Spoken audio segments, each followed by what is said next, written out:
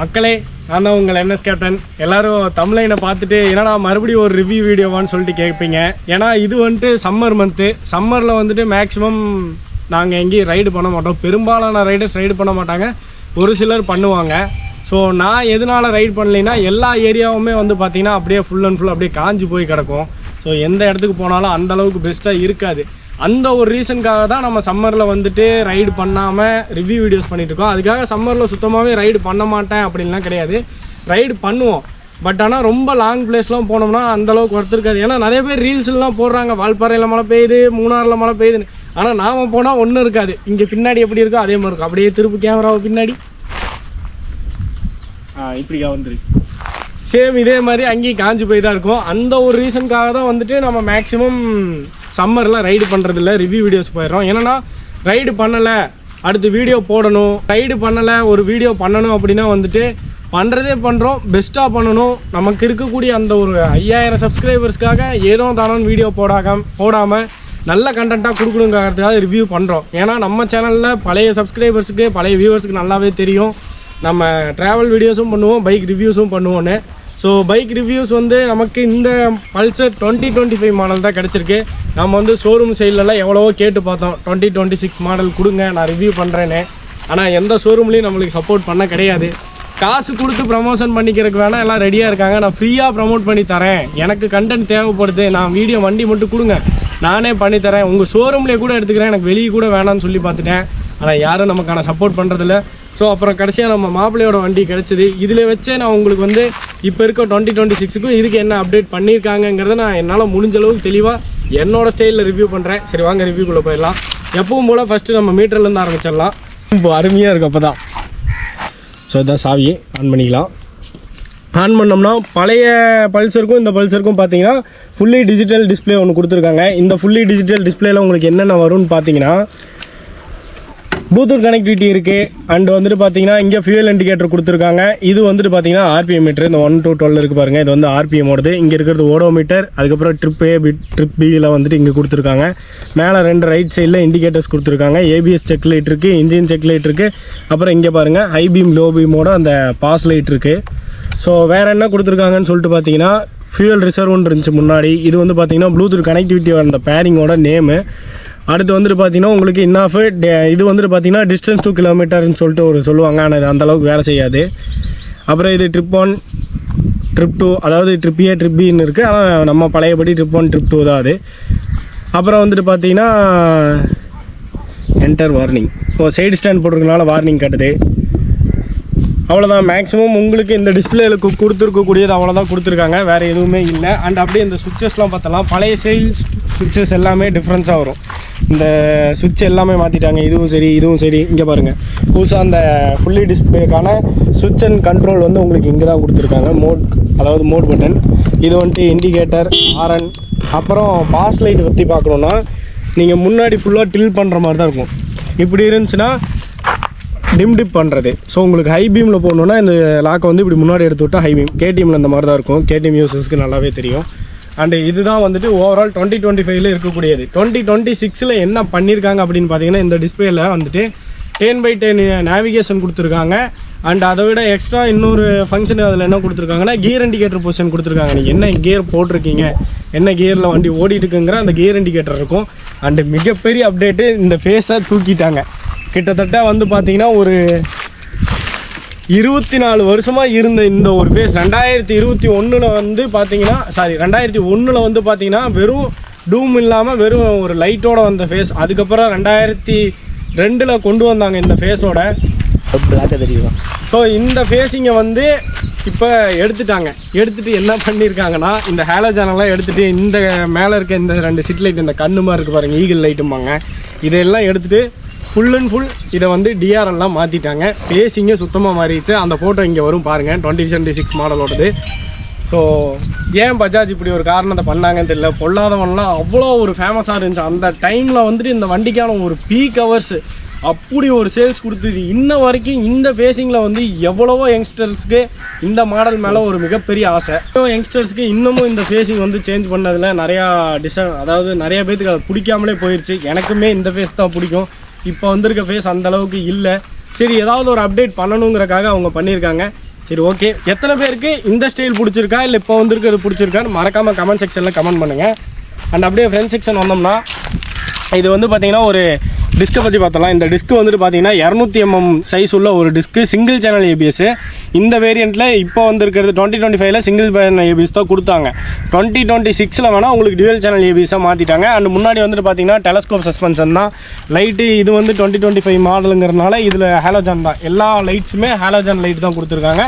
புதுசில் மட்டும் எல்லாமே முன்னாடி ஃப்ரண்ட்டில் வந்துட்டு டிஆர்எல்ஸு, அதுக்கப்புறம் வந்து பார்த்தீங்கன்னா எல்இடி கொடுத்துருப்பாங்க, இண்டிகேட்டர்ஸ் எல்இடியாக மாற்றிட்டாங்க. அப்படியே இன்ஜின் பக்கம் வந்தோம்னா இது ஒரு 149 CC engine, air cooled engine.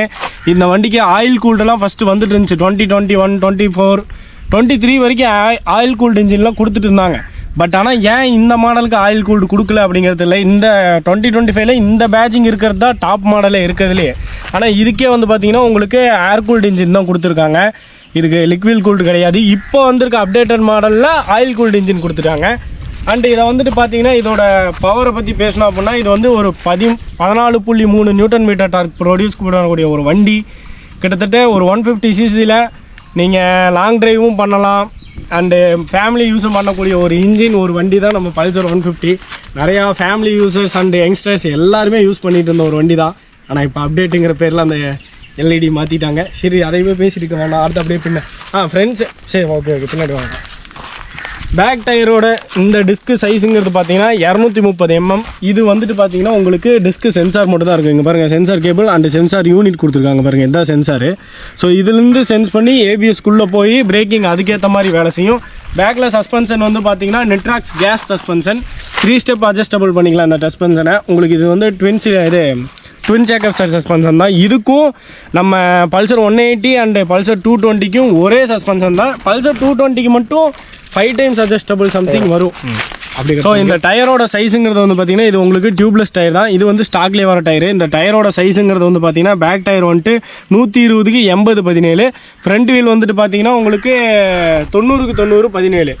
And முக்கியமாக ஒரு விஷயம் நான் எல்லா ரிவ்யூ வீடியோஸ்லையும் சொல்லக்கூடியது என்னன்னு பார்த்தீங்கன்னா டயர் ப்ரெஷர் அப்படிங்கிறத கரெக்டாக மெயின்டைன் பண்ணுங்கள். எல்லாருமே வந்துட்டு டயர் ஓவர் சைஸாக இருக்குது, 40 வைக்கணும், ஃப்ரண்ட்டு 35 வைக்கணும் அப்படிலாம் சொல்லிட்டு இருப்பாங்க. அந்த மாதிரிலாம் வைக்காதீங்க. நீங்கள் எப்போவுமே பில்லியனோட ரைட் பண்ணுற மாதிரி இருந்தால் ஃப்ரண்ட் டயரோட பிஎஸ்ஐ வந்து பார்த்தீங்கன்னா 28 PSI வச்சுக்கலாம், அதாவது 28 பாயிண்ட் வச்சுக்கோங்க. பேக் டயருக்கு வந்து 35 தான், பில்லியனோடவே போனாலும் 35. சப்போஸ் நீங்கள் ட்ரிபிள்ஸ்லாம் போகிற மாதிரி இருந்தால் பேக்கில் ஒரு 38, ஃப்ரண்ட்டில் ஒரு 30 வச்சுக்கோங்க. அது எதுக்காக அந்த மாதிரி வைக்கணும்னா நீங்கள் கரெக்டான ஏர் ப்ரெஷர் வச்சு ஓட்டினா மட்டும்தான் டயர் வந்து இப்படி ஈவனாக தேயும். அப்படியே இந்த பக்கம் இந்த கார்னர் டு கார்னர் ஈவனாக தேயும். இதுவே இன்னும் கொஞ்சம் டயர் ப்ரெஷர் கரெக்டாக மெயின்டைன் பண்ணால் இங்கே வரைக்கும் உங்களுக்கு தேயும். டயரோட லைஃப் ரொம்ப நாளைக்கு வரும், தேயறது ஈவனாக தேயும். நீங்கள் டயர் ப்ரெஷர் அதிகமாக வச்சு ஓட்டினா இப்படி சென்டர் மட்டும் தேஞ்சிக்கிட்டே இருக்கும், சைடெல்லாம் அப்படியே இருக்கும். நான் நிறையா வண்டியில் பார்த்துருக்கேன். ஸோ அந்த ஒரு ரீசனுக்காக தான் டயர் ப்ரெஷருங்கிறது வந்து டயரோட ப்ரெஷருங்கிறது பர்ஃபெக்டாக மெயின்டைன் பண்ணுங்கள். நான் சொன்ன மாதிரி ட்ரிபிள்ஸ் அதிகமாக ஓட்டுற மாதிரி இருந்தால் ஃப்ரண்ட்டில் 30 வச்சுக்கோங்க, பேக்கில் வந்துட்டு 38 வச்சுக்கோங்க போதும். ஃப்ரண்ட்டு 30 அதிகம் தான், பட் ஆனால் கரெக்டான ப்ரெஷர் வச்சு ஓட்டினீங்கன்னா டயரோட லைஃப் நல்லாயிருக்கும், நல்ல மைலேஜ் கொடுக்கும். அதே மாதிரி டயர் வந்துட்டு சீக்கிரம் வெடிக்காது, சீக்கிரம் தேயாது, கரெக்டாக தேயும். அப்படியே தேஞ்சாலும் ஒரு ஈவனாக தேயும் உங்களுக்கு. அதுக்காக தான் சொல்கிறேன், டயர் ப்ரெஷர் வந்து கரெக்டாக வச்சுக்கோங்க. அண்ட் அப்படியே இந்த சைடு எல்இடி கிடையாது, அந்த லைட் டெயில் லேம்பை தான். இப்போ வந்துருக்க 2026ல் இந்த வந்து எல்இடியாக மாற்றி இதோட லென்த்தை வந்து குறைச்சிட்டாங்க. இது இவ்வளோ பெருசு இருக்கா, அதை இவ்வளோவா குறைச்சிருக்கிறாங்க. அண்ட் அப்படியே இந்த சீட்டெல்லாம் பார்த்தீங்கன்னா உங்களுக்கே தெரியும், ஸ்ப்ளிட் சீட் தான். இதில் வந்துட்டு இது டாப் எண்ட் மாடலில் மட்டும்தான் உங்களுக்கு ஸ்ப்ளிட் சீட் வரும். அதே பேஸ் வேரியண்ட் போனீங்க அப்படின்னா இதில் வந்துட்டு உங்களுக்கு ஃபுல் சீட் தான் வரும், ப்ளைனாக ஒரே லென்த்து சீட்டாக வந்துடும். கிக்கர் வரும், இதில் கிக்கர் வராது. டாப் எண்டுங்கிறதுனால இந்த மாடலில் கிக்கர் இருக்காது, அதில் வந்து கிக்கர் வரும். நார்மல் பேஸ் வேரியண்ட்டில் கிக்கர் வரும், டாப் எண்டுக்கு கிக்கர் வராது. இந்த ஸ்டைல் மாறும், இந்த ஸ்டைல் டிஃப்ரெண்ட்டாக மாறும். ஸோ சீட் வந்து ஃபுல் ஸ்லீட்டாக வரும், இந்த மாதிரி ஸ்ப்ளிட் சீட்டாக இல்லாமல். சீட்லாம் சூப்பராக தான் இருக்கும், கம்ஃபர்ட்டு. அண்ட் அப்படியே முன்னாடி வந்துடலாம். ஸோ இந்த பக்கம் வந்து பார்த்தீங்கன்னா உங்களுக்கு டாப் அண்ட் மாடலுங்கிறதுனால இங்கேயே போட்டிருக்காங்க பாருங்கள், டயர் ப்ரெஷர் எவ்வளோ வைக்கணும்னு சொல்லிட்டு அவங்களே போட்டிருக்காங்க பாருங்கள்.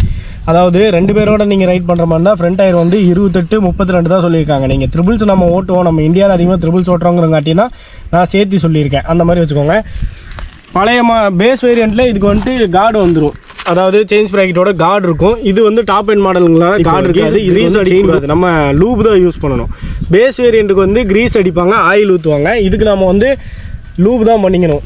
இது வந்து ஏன்னா வந்துட்டு பார்த்தீங்கன்னா உங்களுக்கு இதில் டீத் அதிகம், பேஸ் மாடலுக்கு இதுக்கும் டீத் அதிகமாக இருக்கும். அதனால் அண்டு கியரை பற்றி பேசணும் அப்படின்னா ஒரு 5 ஸ்பீட் மேனுவல் கியரு, இதே with multiple clutch, normal clutch தான், ஸ்லிப்பர் கிளச்சு கிடையாது. முக்கியமான விஷயம் டேங்க் அண்ட் மைலேஜை பற்றி பேசணும் அப்படின்னா இது வந்து ஒரு 13.5 லிட்டர் டேங்க்கு. ரிசர்வ் கெப்பாசிட்டி வந்து பார்த்தீங்கன்னா 2.5 லிட்டர் ரிசர்வ் கெப்பாசிட்டி. இதுக்கு வந்து உங்களுக்கு கார்பரேட்டர் வராது. 2022 இருந்தே கார்பரேட்டரை ஃபுல் அண்ட் ஃபுல் ஸ்டாப் பண்ணிட்டாங்க. அது 2022ல 21லேயே முடிச்சிட்டாங்க. 2022 அந்த ஸ்டாக்கெல்லாம் கிளியர் பண்ணிட்டு இருந்தாங்க. இது கார்பரேட்டர் கிடையாது, ஃபியூயல் இன்ஜெக்டர் மட்டும்தான். ஸோ அதனால் எப்போவுமே நீங்கள் வண்டியில் மினிமம் 3 லிட்டர் மெயின்டைன் பண்ணியே இருக்கணும். ரிசர்வ் விழுந்தால் நான் கரெக்டாக சொல்லணுன்னா உள்ள பம்பு வால்வுன்னு சொல்லி ஒன்று இருக்கும், அந்த பம்பு வால்வுக்கு மேலே இருக்குன்னு எப்பயுமே பெட்ரோல் 2 லிட்டர் பெட்ரோல் கரெக்டாக வச்சுருக்கணும். இல்லை அப்படின்னா உங்களுக்கு வந்து அந்த ஃபியூயல் இன்ஜெக்டரில் ப்ராப்ளம் வரும். இன்ஜெக்டர் போகலாம், இல்லை அந்த ஃபியூயலோட பம்பு போகலாம். அப்படி இல்லைன்னா அதை கன்சியூம் பண்ணி கீழே இறக்கறதுக்குன்னு தனியாக இன்னொரு சின்ன பம்பு இருக்கும், அதுவும் போகலாம். இது நம்ம TN56 சுந்தர், நம்ம பல்சர் 150 அவனுக்கே நடந்துச்சு. அவனு தான் ஃபஸ்ட் எடிஷன் பல்சரில் இன்ஜெக்டர் மாடலு. அது போய் கிட்டத்தட்ட அவர் ஒரு 8000 ரூபா செலவு பண்ணான். ஸோ அதனால் இன்ஜெக்டர் இருக்க எந்த வண்டியாக இருந்தாலும், இந்த பல்சர் 150 கிடையாது, எந்த இன்ஜெக்டர் இருக்கிற மாடலாக இருந்தாலும் மினிமம் ஒரு 2 லிட்டர் பெட்ரோல் மெயின்டைன் பண்ணுங்கள். ட்ரை ஆக விட்டு ஓட்டாதீங்க, அது நமக்கு தான் செலவு. ஸோ அதனால் முடிஞ்ச அளவுக்கு பெட்ரோலை வந்து எப்போவுமே 2 லிட்டர் வச்சுக்கோங்க. அதே மாதிரி சர்வீஸ் வந்து ப்ராப்பரான டைமில் சர்வீஸ் பண்ணுங்கள். நீங்கள் கிலோமீட்டர் ஓட்டலை, வண்டி வீட்லேயே இருந்துச்சுன்னா டெய்லி ஐடியல் ஸ்டார்ட் பண்ணிவிடுங்க. ஐடியல் ஸ்டார்ட் ஒரு 1/4 மணி நேரம் பண்ணிவிடுங்க. அப்போ தான் பேட்ரி போகாது. ஏன்னா இந்த வண்டிக்கெலாம் கிக்கர் கிடையாது. ஸோ அதனால் பேட்ரி போயிடும். அதுக்கு தகுந்த மாதிரி ஐடியல் ஸ்டார்ட் பண்ணி விடுங்க. ப்ராப்பர் சர்வீஸ் பண்ணுங்கள். அப்போ தான் வண்டி லைஃப் கொடுக்கும். நம்ம எல்லோரும் வண்டி ஆசைப்பட்டு வாங்கிடுறோம், பட் ஆனால் அதை மெயின்டெனன்ஸ் பண்ண முடியாமல் ரொம்பவே கஷ்டப்படுறோம். பட் ஆனால் உங்களால் மெயின்டெனன்ஸ் பண்ண முடியலனா சிம்பிளான செலவு, 3 மாதத்துக்கு ஒரு தடவை இன்ஜின் ஆயில் மாற்றுங்க, ஏர் ஃபில்டர் மாற்றுங்க, செயின் அட்ஜஸ்ட் பண்ணுங்கள், செயினை க்ளீன் பண்ணி லூப் பண்ணுங்கள். மொத்தமாக ஒரு 1000 ரூபா 1500 தான் செலவாகும். இதை பண்ணிங்கனாலே உங்கள் வண்டி வந்து ரொம்ப லைஃப் நல்லாயிருக்கும். வருஷத்துக்கு ஒரு ஃபுல் சர்வீஸ் பண்ணுங்கள், இதுவே போதும். ரொம்ப பெருசாக தான் பண்ணணும்னு கிடையாது, இந்த மாதிரி பண்ணுங்கள். அண்டு டேங்க் கெப்பாசிட்டி பற்றி பேசணும். 13 லிட்டரு, ரிசர்வ் கெப்பாசிட்டி 2.5. இதோட மைலேஜ் அப்படிங்கிறது பார்த்தீங்கன்னா கம்பெனி சைட்லேருந்து கோட் பண்ணக்கூடியது 45, 48ங்கிறத அவங்க கோட் பண்ணாங்க. பட் ஆனால் நமக்கு இந்த வண்டியோட ஓனர் வந்து சொன்னது பார்த்தீங்கன்னா 50 மைலேஜ் வரைக்கும் கொடுக்குதுங்கிறாங்க. அது ஒவ்வொருத்தரோட ஹேண்ட்லிங்கை பொறுத்து அந்த மைலேஜுங்கிறது மாறும்.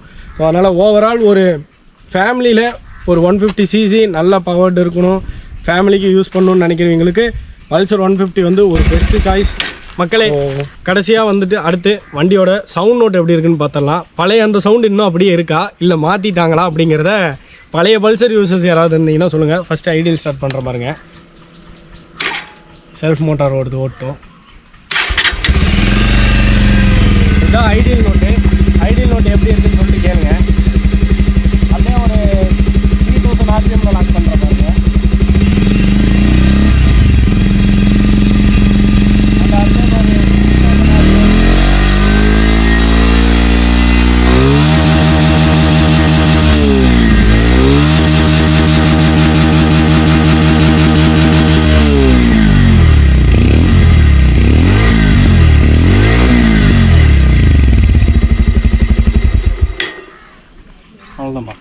ஸோ சவுண்ட் நோட் கேட்டிருப்பீங்க. அந்த பழைய சவுண்ட் நோட்டு தான் இன்னும் இருக்கா அப்படிங்கிற யாராவது பழைய பல்சர் யூசர்ஸ் இருந்தீங்கன்னா மறக்காமல் சொல்லுங்கள்.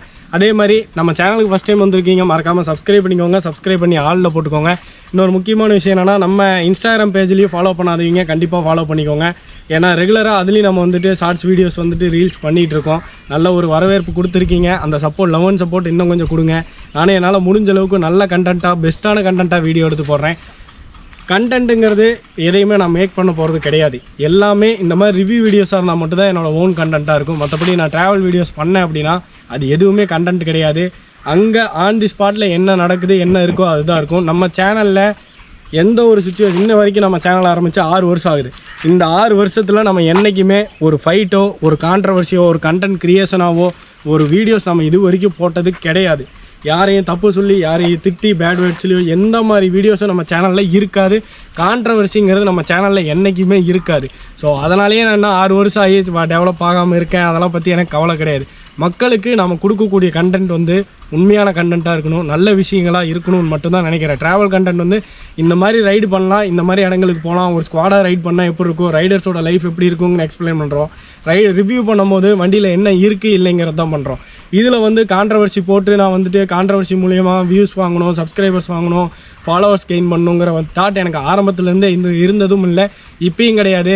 என்னோட சிம்பிளான வீடியோஸ்லாம் 1 மில்லியனும் போயிருக்கு, 500K போயிருக்கு, 20K 50Kன்னு சொல்லிட்டு நிறையா போயிருக்கு. ஸோ அந்த மாதிரி தான் நான் எதிர்பார்க்குறேன். உண்மையான வீடியோஸ் மட்டும் போடணும், கான்ட்ரவர்சி இருக்கக்கூடாது. கான்ட்ரவர்சிங்கிறது நம்ம சேனலில் எந்த காலத்துலையும் இருக்காது. உண்மை என்னவோ அதை மட்டுமே வீடியோ போடுவோம். என் வீடியோவில் ஒன்றுமே இல்லைன்னு யாரும் பார்க்காம போனாலும் எனக்கு அதை பற்றி கவலை இல்லை. மக்களுக்கு நல்ல கண்டென்ட்டை மட்டும் போய் சேர்த்தணும். என்னை பார்த்து யாரும் 4 பேர் ரோட்டில் போய் சண்டை போடக்கூடாது, கான்ட்ரவர்சி க்ரியேட் பண்ணக்கூடாது, கண்டென்ட்டாக வீடியோ பண்ணக்கூடாது. உண்மை என்னமோ நல்ல விளாகர்ஸாக இருந்து வீடியோ பண்ணணும். எனக்கு முன்னாடி ஸோ ஓவரால் இந்த ரிவ்யூ வீடியோ வந்து என்னால் முடிஞ்ச அளவுக்கு எனக்கு தெரிஞ்ச மாதிரி முடிச்சிருக்கேன். நமக்கு 2026 மாடல் கிடச்சிருந்தா இன்னும் கொஞ்சம் பெஸ்ட்டாக பண்ணியிருப்பேன். இருந்தாலும் இதை வச்சு அதில் இருக்கக்கூடிய அப்டேட்டர்ஸ் என்னென்னு எனக்கு தெரிஞ்ச அளவுக்கு நான் சொல்லியிருக்கேன். ஓவரால் ரிவ்யூ எப்படி இருந்துச்சுன்னு மறக்காமல் கமெண்ட் செக்ஷனில் கமெண்ட் பண்ணுங்கள் மக்களே. அடுத்து கண்டிப்பாக உங்களை ஒரு ரைடு வீடியோவில் சந்திக்கிறேன். லோக்கல்லே எங்கேயாவது ஒரு ரைடு வீடியோ பண்ணுறேன். வெயிலே அடித்தாலும் பரவாயில்ல, வெயில் சுட்டெரித்தாலும் பரவாயில்லை, கொண்டெடுத்தாலும் பரவாயில்லை, கண்டிப்பாக அடுத்து ஒரு ரைடு வீடியோவில் உங்களை சந்திக்கிறேன், அதாவது மோட்டோ விளாகில் சந்திக்கிறேன். அதுவரை உங்களிடமிருந்து விடைபெறுவது உங்கள் NS கேப்டன். மறக்காமல் நம்ம சேனலையும் சப்ஸ்கிரைப் பண்ணிக்கோங்க. நம்ம இன்ஸ்டாகிராம் பேஜில் வரக்கூடிய ரீல்ஸ் யாராவது ரீல்ஸாக இதை பார்த்துட்டு இருந்தீங்கனாலும் நம்ம பேஜை மறக்காமல் ஃபாலோ பண்ணிக்கோங்க. அடுத்த வீடியோவில் சந்திக்கிறேன் மக்களே. அதுவரை உங்களிடமிருந்து விடைபெறுவது உங்கள் NS கேப்டன்.